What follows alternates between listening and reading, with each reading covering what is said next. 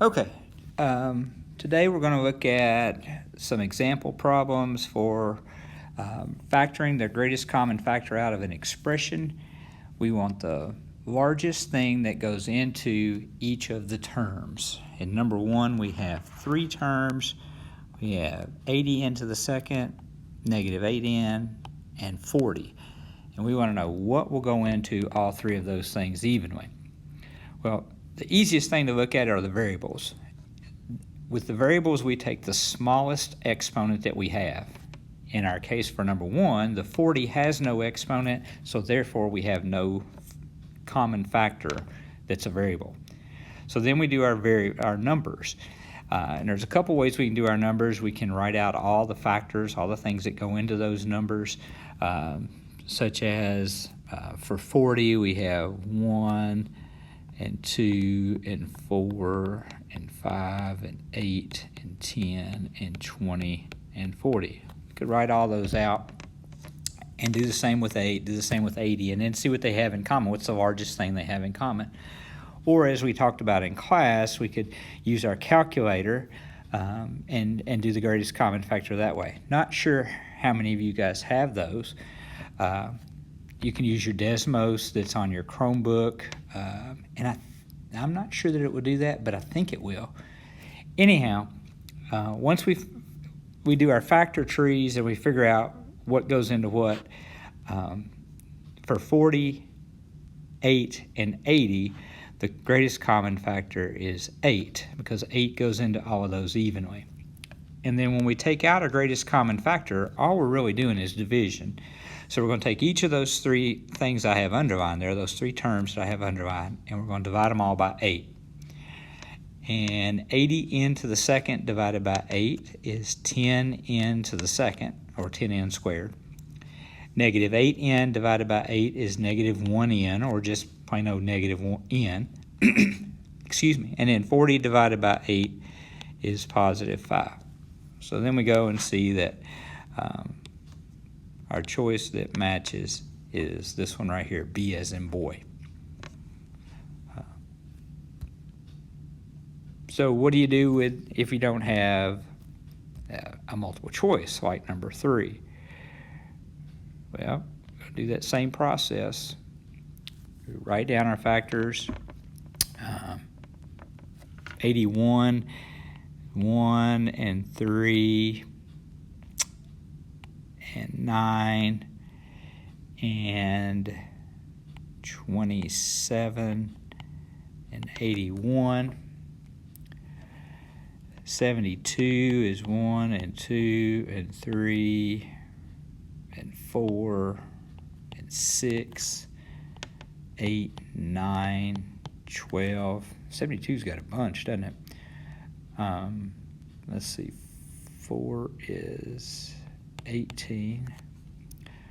3 is 24. 2 is 36, and 1, of course, is 72. And then the factors of 27, 1, 3, 9, and 27.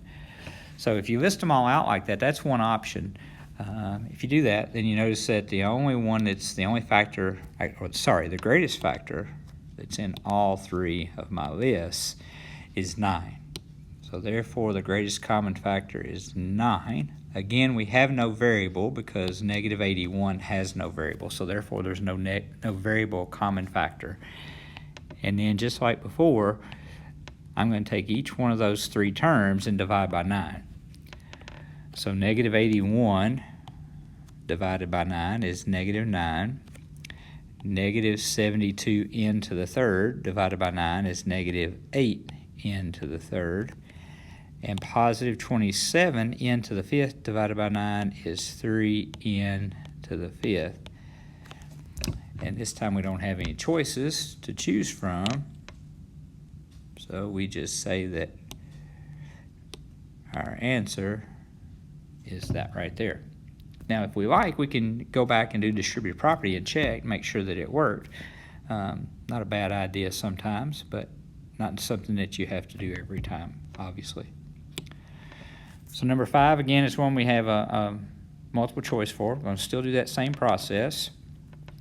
So 18 is 1 and 2 and 3 and 6, 9 and 18. 27, like we did earlier, 1, 3, 9, 27. Obviously this is 27 also, so the factors are going to be the same. So then in all three of them again we have 9. So 9 is the greatest common factor. Whoops.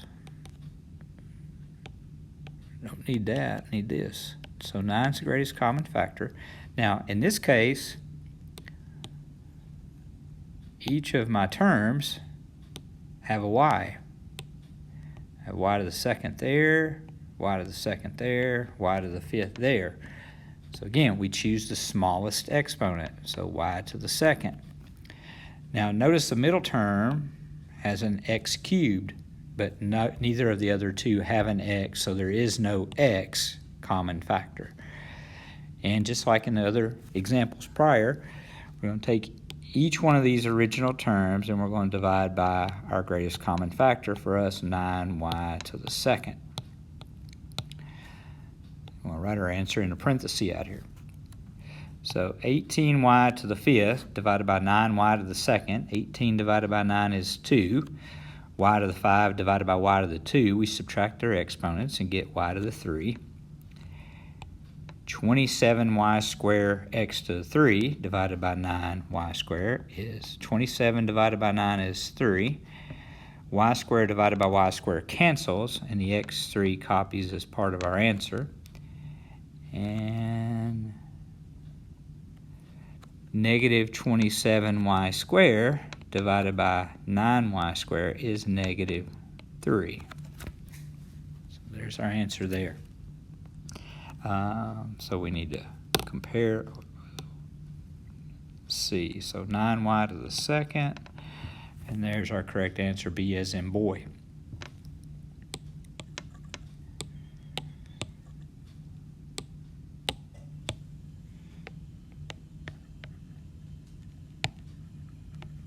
Number 7, another one that we don't have a multiple choice for. 24 has several factors. 1, 2, 3, 4, 6, 8, 12, and 24. 12 has 1, 2, 3, 4, 6, and 12. And 9 has a short list, 1, 3, and 9. So the one that appears the most, the largest one that appears in all three, is 3.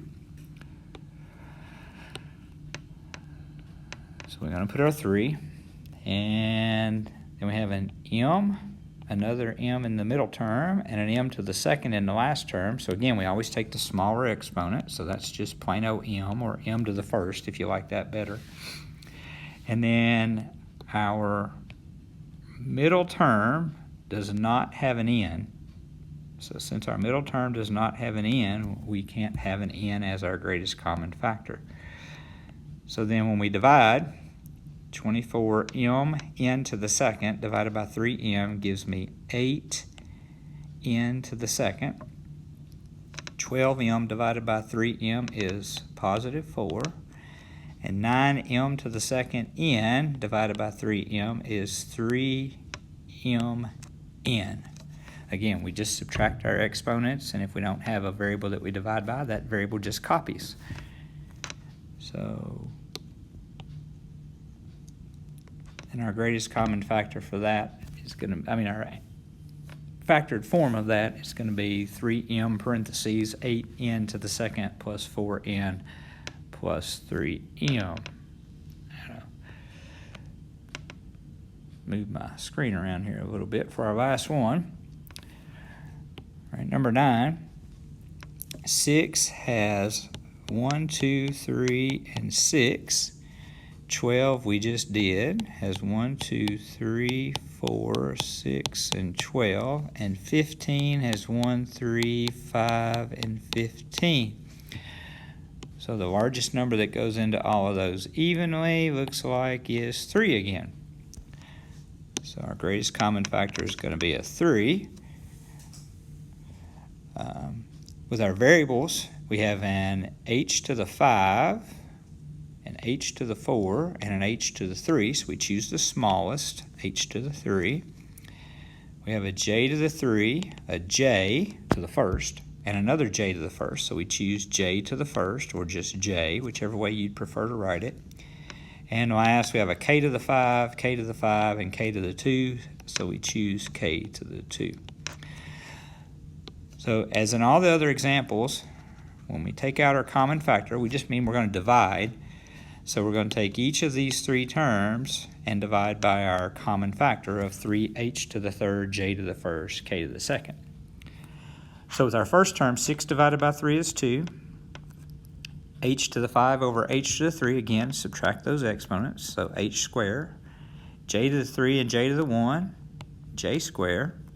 K to the 5, k to the 2, k to the third.